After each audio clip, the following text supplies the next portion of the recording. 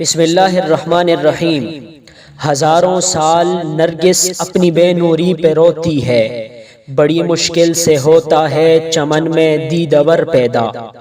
ناظرین کرام، آج محسن پاکستان ڈاکٹر عبدالقدیر خان نے داعی اجل کو لبیک کہا۔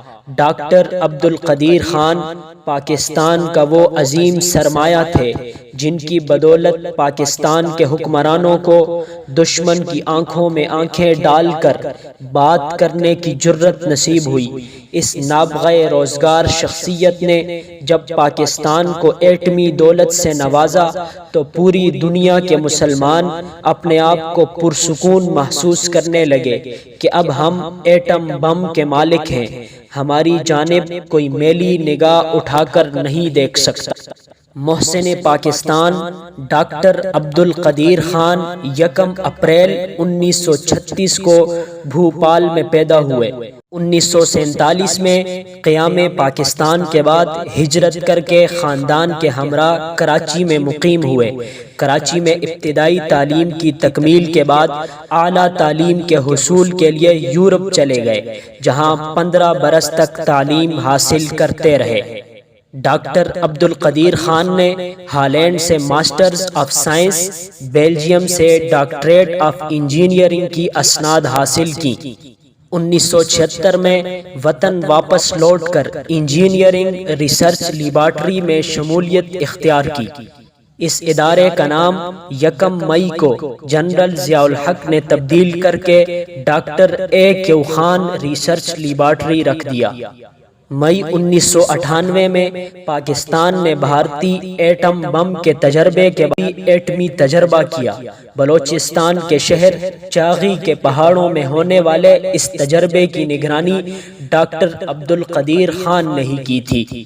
ڈاکٹر عبدالقدیر خان کی نگرانی میں چلنے والی لیبارٹری نے نہ صرف ایٹم بم بنایا بلکہ 1000 کلومیٹر تک مار کرنے والے غوری میزائل سمیت چھوٹی اور درمیانی رینج تک مار کرنے والے متعدد میزائل بھی تیار کیے۔ اس کے علاوہ دیگر دفاعی آلات تیار کر کے ملک پاکستان کو دفاعی طور پر مضبوط تر بنایا۔ ڈاکٹر عبدالقدیر خان کو 1989 میں ہلال امتیاز اور 1996 میں نشان امتیاز سے نوازا گیا۔ 1998 میں کامیاب جوہری تجربے کے بعد 1999 میں ایک بار پھر نشان امتیاز سے نوازا گیا۔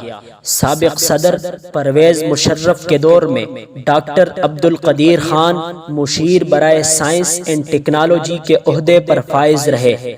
امریکی انتظامیہ کی جانب سے 2003 میں ڈاکٹر عبدالقدیر خان پر یورینیم دیگر ممالک کو فراہم کرنے کا الزام عائد کیا گیا، جس کے بعد پرویز مشرف نے ڈاکٹر صاحب پر دباؤ ڈالتے ہوئے سرکاری ٹی وی پر معذرت کروائی اور پھر اس کے بعد باضابطہ انکوائری کا آغاز کر کے ڈاکٹر صاحب کو گھر میں نظر بند کر دیا۔ 2012 میں ڈاکٹر عبدالقدیر خان نے ایک سیاسی جماعت تحریک تحفظ پاکستان کی بنیاد رکھی، تاہم 2013 کے انتخابات میں کوئی خاطر خواہ کامیابی حاصل نہ ہوئی، جس کے بعد انہوں نے اپنی سیاسی جماعت کو تحلیل کرنے کا اعلان کر دیا۔ ڈاکٹر عبدالقدیر خان نے اپنی زندگی کے آخری سال اسلام آباد میں گزارے اور آج 10 اکتوبر 2021 کو داعی اجل کو لبیک کہہ دیا۔ اللہ ڈاکٹر عبدالقدیر خان کے مرقد پر کروڑوں رحمتیں نازل فرمائے۔